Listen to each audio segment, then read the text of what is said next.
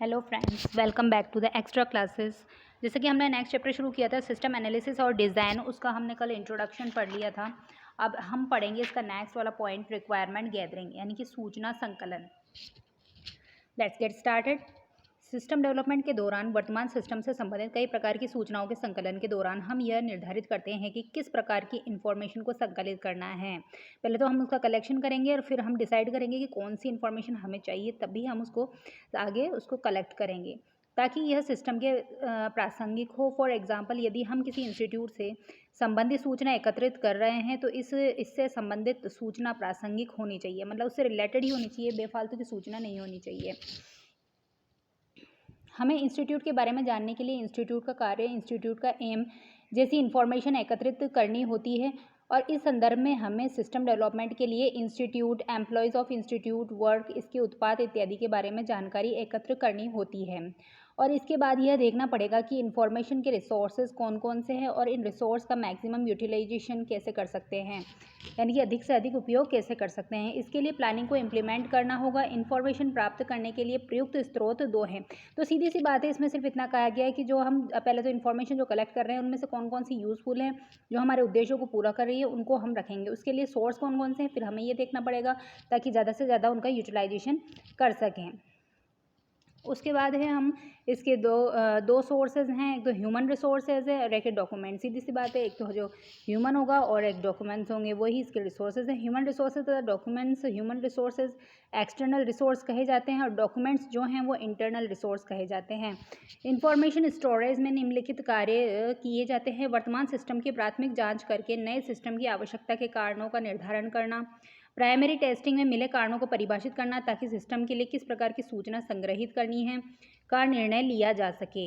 इस निर्णय के उपरांत सूचना संग्रहण टूल्स का उपयोग करके सूचना का संग्रहण करना। ठीक है, इस तरह की इंफॉर्मेशन स्टोरेज के हम कार्य करते हैं। पहले तो निर्धारित करते हैं, फिर उसके कारणों को परिभाषित करते हैं कि किस प्रकार की सूचना संग्रहित करनी है, फिर उसके बाद टूल्स को, वही वाली बात है सेम ऊपर वाली। उसके बाद है इसके अंदर कैटेगरीज ऑफ इंफॉर्मेशन, कौन कौन सी श्रेणियाँ हैं इसके अंदर। तो इसके अंदर जो काइंड्स हैं वो कौन कौन से हैं, तो पॉलिसीज़ हैं और गोल्स, ऑब्जेक्टिव्स, ऑर्गेनाइजेशन और स्ट्रक्चर, ये सब ऑर्गेनाइजेशन के अंदर आते हैं। उसके बाद यूज़र स्टाफ में कौन कौन आते हैं, authority relationship, job functions, information requirements, interpersonal relationships. उसके बाद है हमारा work itself, the work flow, methods and procedures, work schedules. ये सब क्या है, 3 यूनिट्स के अंदर बांटी गई हैं। इसके अंदर किस किस के अंदर आया है, ऑर्गेनाइजेशन, फिर हमारा जो यूज़र स्टाफ है और जो वर्क इटसेल्फ कर रहा है वो, ये सब किसके अंदर आ रहे हैं, इंफॉर्मेशन गैदरिंग के अंदर आ रहे हैं। ठीक है, उसके बाद आ गई है इसके कैटेगरीज के बाद आ गया सूचना संग्रहण के स्रोत अथवा टूल्स का निर्धारण करने से पूर्व यह सुनिश्चित करना होगा या आवश्यक है कि संग्रहित की जाने वाली सूचना का प्रकार क्या होगा। संग्रहित की जाने वाली अधिकांश सूचनाएं ऑर्गेनाइजेशन, प्रयोगकर्ता और कार्य के ढंग से संबंधित होती है। ऑर्गेनाइजेशन से संबंधित सूचनाओं के अंतर्गत ऑर्गेनाइजेशन की नीतियाँ, लक्ष्य, उद्देश्य और ऑर्गेनाइजेशन का स्ट्रक्चर आता है। उसके बाद है प्रयोगकर्ता से संबंधित सूचनाओं के अंतर्गत प्रयोगकर्ता का अपने अधिकारियों से संबंध, उसके कार्य करने का तरीका, सूचना की आवश्यकताएं, उसके इंटरपर्सनल रिलेशनशिप आते हैं। कार्य के ढंग के अंतर्गत वर्क फ्लो, कार्य प्रवाह, कार्यविधि और कार्यप्रणाली और कार्य योजना आदि आते हैं। अब दूसरे इसके अंदर पॉइंट है कि इंफॉर्मेशन अबाउट ऑर्गेनाइजेशन हमें कैसे मिलेगी।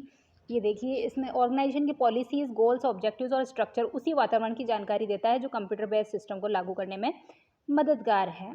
कंपनी की पॉलिसीज़ वह दिशा निर्देश है जो बिजनेस के संचालन को निर्धारित करती है। लक्ष्य प्राप्त करने के लिए पॉलिसीज़ को रूल्स और प्रोसेस में बदला जाता है। लक्ष्यों के कथन प्रबंधन के प्रतिबद्धता की उस डायरेक्शन को स्पष्ट करते हैं जिनका पालन सिस्टम डेवलपमेंट द्वारा किया जाता है। ऑब्जेक्टिव्स वे मील के पत्थर हैं होते हैं जिन्हें लास्ट टारगेट, अंतिम लक्ष्य तक पहुंचने के लिए प्राप्त किया जाता है। एक बार नीतियां और अंतिम लक्ष्य निर्धारित कर लेने के बाद फर्म इन लक्ष्यों को प्राप्त करने के लिए संगठित की जाती है। ऑर्गेनाइजेशन की स्ट्रक्चर को ऑर्गेनाइजेशन चार्ट के द्वारा मैनेजमेंट के दिशा निर्देश और ओरिएंटेशन से सूचित किया जाता है। ये तो सीधी सी बात है, एक नॉर्मल जब हम किसी काम को करने बैठेंगे तो उस तरह की ऑर्गेनाइजेशन की बात करी है इसने। और organisation chart achievement oriented structure को दर्शाता है। हाँ, यह हमें सामान्य वातावरण को समझने में मदद करता है जिसमें कैंडिडेट सिस्टम पर विचार किया जाता है। फर्म के बारे में इंफॉर्मेशन एकत्रित करते समय एनालिस्ट द्वारा ऑर्गेनाइजेशन के वांछित उपलब्धि और रियल ऑपरेशन के मध्य संप्रेषण पर ध्यान दिया जाना चाहिए। Policies, goals, objectives and structures are important elements for analysis. मतलब हमारे पास पॉलिसीज़ होने चाहिए, हमारे पास उद्देश्य होने चाहिए और हमारे पास लक्ष्य होने चाहिए, और उसके बाद ये जो स्ट्रक्चर है ये सभी क्या है, इंपॉर्टेंट एलिमेंट्स हैं किसके लिए, एनालिसिस के लिए, विश्लेषण के लिए। दूसरा है इंफॉर्मेशन अबाउट यूज़र स्टाफ। पहले तो किसके बारे में था, इंफॉर्मेशन अबाउट द ऑर्गेनाइजेशन, अब है यूज़र स्टाफ के बारे में। एक ऑर्गेनाइजेशन में शामिल व्यक्तियों की भूमिकाएं, अधिकारों के संबंध, वर्किंग लेवल व कार्य सूचना संबंधी जरूरतें और कर्मचारियों का परस्पर संबंध हमारा लक्ष्य है। इस प्रकार की इंफॉर्मेशन ऑर्गेनाइजेशन चार्ट को हाईलाइट करती है और ऑर्गेनाइजेशन के लिए करंट सिस्टम के महत्व का पता लगाने के लिए आधार पर निर्धारित करती है। संक्षेप में हमारा ध्यान इस बात पर होना चाहिए कि एनालिस्ट का सामना किन लोगों से होता है। कैंडिडेट सिस्टम के डिज़ाइन होने और अंतिम रूप से कार्यान्वित होने के पहले यह जानना है कि प्रत्येक व्यक्ति क्या अपेक्षा रखता है। और एक बार इन्फॉर्मेशन प्राप्त हो जाने के बाद अगला कदम यह दर्शाता है कि शेड्यूल्स और प्रोसीजर्स में विभिन्न कार्य आपस में किस प्रकार से जुड़ते हैं। ठीक है, ये समझ में आ गया भाई। पहले हमें रिलेशनशिप्स के बारे में मालूम करना पड़ेगा कि अगला आदमी कैसे काम करेगा, किस तरह से सोचेगा, उसके लिए क्या टूल्स की आवश्यकता होगी और क्या चीज़ें हमें जो रिक्वायर्ड होती है वो इसके अंदर आएगी। उसके बाद है इसके अंदर इन्फॉर्मेशन अबाउट वर्क फ्लो। अब काम से रिलेटेड इसके अंदर आएगा। वर्क फ्लो का उद्देश्य यह बताना होता है कि वे सिस्टम में विभिन्न पॉइंट से होकर गुजरने पर डाटा का क्या होता है। इसे डाटा फ्लो डायग्राम और सिस्टम फ्लो चार्ट के द्वारा दर्शाया जा सकता है। डाटा फ्लो डायग्राम द्वारा सिस्टम में प्रत्येक प्रोसेसिंग बिंदु पर उत्पन्न इंफॉर्मेशन और सोर्स के डेस्टिनेशन तक की दिशा को दर्शाया जाता है। उसके बाद सिस्टम फ्लो चार्ट सिस्टम की फिजिकल सिस्टम को समझाता है। ऐसे चार्ट्स में मौजूद सूचना कॉम्प्लेक्स कार्यों के निष्पादन, वर्क शेड्यूल्स के लिए प्रयुक्त प्रोसीजर्स को सूचित करती है। सूचना के स्रोत क्या क्या हैं, दो मुख्य सोर्सेज हैं इसके अंदर, एक तो रिटन डॉक्यूमेंट से और एक ऑर्गेनाइजेशन के एनवायरनमेंट से। ठीक है, किसी सिस्टम के प्राइमरी एक्सटर्नल रिसोर्सेज जो है वो निम्नलिखित हैं। प्राइमरी एक्सटर्नल रिसोर्स क्या है, वेंडर्स हैं, वेंडर्स। इसके बाद है government documents, new papers and professional journals. ये सब क्या हैं, एक्सटर्नल, प्राइमरी एक्सटर्नल सोर्सेज हैं।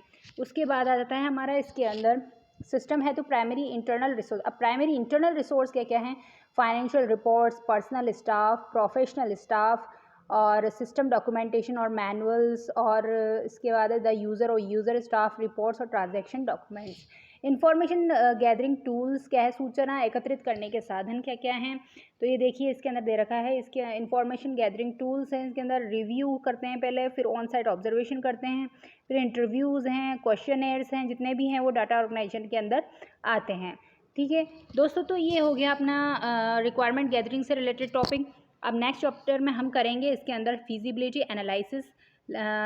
तो वेट कीजिए नेक्स्ट वीडियो का और जुड़े रहिए मेरे साथ, और चैनल को सब्सक्राइब कर दीजिए, लाइक कर दीजिए, और हम कंटिन्यू पढ़ते रहेंगे इसी तरह। Thank you so much.